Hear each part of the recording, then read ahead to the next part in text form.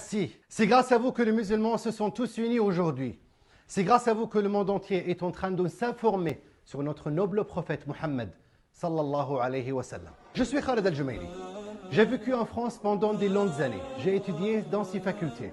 J'ai appris sa langue. J'ai connu des amis français extraordinaires. Ce n'est pas cette France que j'ai connue ou où j'ai vécu.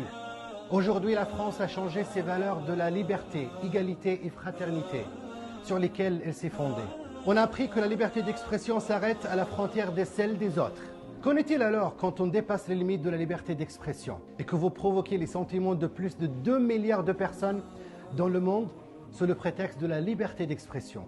Nous aimons et nous chérissons dans nos cœurs notre noble prophète, que Dieu le bénisse et lui accorde le salut.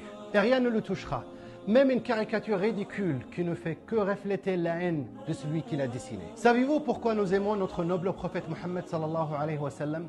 Parce qu'il était un messager d'une grande morale, comme Allah l'a décrit dans le Coran. Tu es moralement très noble.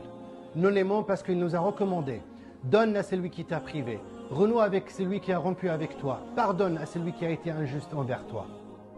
Nous l'aimons parce qu'il nous a dit, il y a 14 siècles, aucun d'entre vous n'est véritable croyant tant qu'il n'aimera pas pour son frère ce qu'il aime pour lui.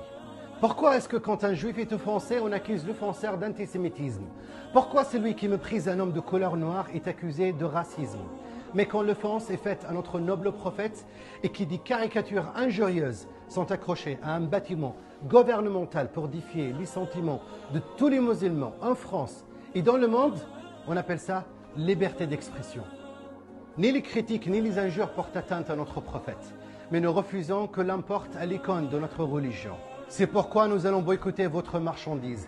Nous allons boycotter tout ce que produit la France jusqu'à ce qu'elle redevienne telle que je l'ai connue. La France de la diversité culturelle, civilisationnelle, politique et celle de la croyance. Une France diversifiée, colorée et variée.